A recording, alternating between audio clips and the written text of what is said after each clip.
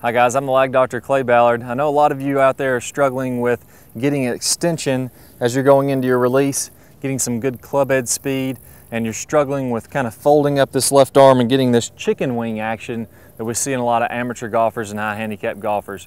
Well, the good news is with the right information, you can fix this. And that's what I'm going to go over today. I'm going to show you how to get good extension and increase your club head speed.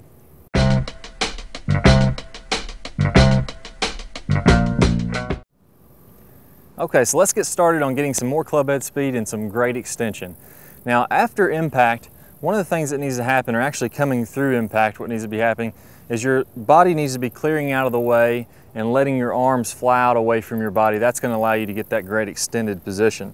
So as I'm making my downswing, as long as I'm not a hip spinner or a shoulder spinner, as we classify them on the site, I need to feel like my left side of my body turns back behind, and this allows my arms to move forward. So we all know Newton's third law is for every action there's an equal and opposite reaction.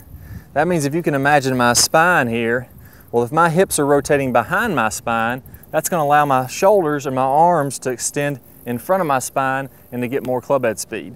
So this hip, this shoulder moves back as we're extending. That allows the club to move forward.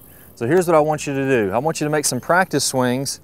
Practice hitting what would be a pretend impact position where your shoulders are square, and then as you're coming through into the release, feel like you're turning your left hip behind your body, and that's going to allow your arms to fly out away from your body. Do this for me about 50 repetitions. Left hip goes behind the body, arms extend out away from the body, and I want to check to make sure that as my hands are about waist high or a little past waist high, my club's parallel with the ground, and my arms are fully extended. So left hip turns back behind, arms extend out in front. The more rotation you can get in your release to clear your body out of the way, to get the shoulders and the hips out of the way, the more extension you can get and the more club head speed you can get. I want to take this time to thank you for watching this video, and I hope this quick tip helps you to improve your game. Rotary Swing students are truly the best students in the world, and it's truly a pleasure working with you guys.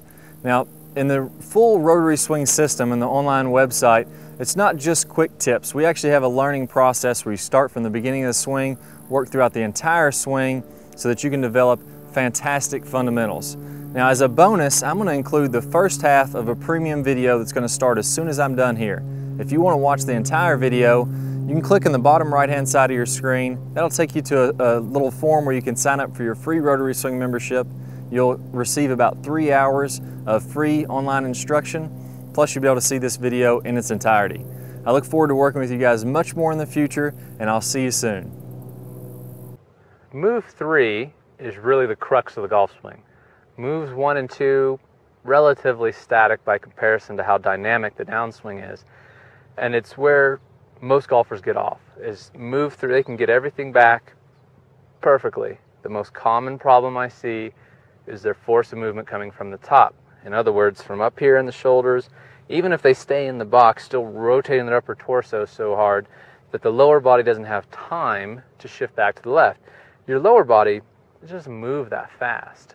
By comparison to how fast you can move the club in the arm, your hips really can't shift that fast. It's not like you can all of a sudden make a really, really quick weight shift by comparison to how fast you can throw your arms and club from the top. So what you want to focus on during the downswing is shifting your hips back to the left. This is the #1 thing that you have to focus on. From the top, it's not take your arms and shoulders and fire your club. It's shift your weight to your left heel. Most important move in the downswing. If you can shift your weight to your left heel, so many things are going to fall into place for you, you won't even believe it. The catch is, nothing's happening up here during that move. Nothing with the club, arms and shoulders relaxed, arms and hands and shoulders. I'm shifting my weight to my left heel. Look where the club is. By the time I get to here, I'm pulling with my left oblique. That pulls the club down into position. You don't have to do anything else. That's going to take care of itself. What you have to be careful of is not getting to the top and firing from here. That's going to get you in all kinds of bad positions, which is where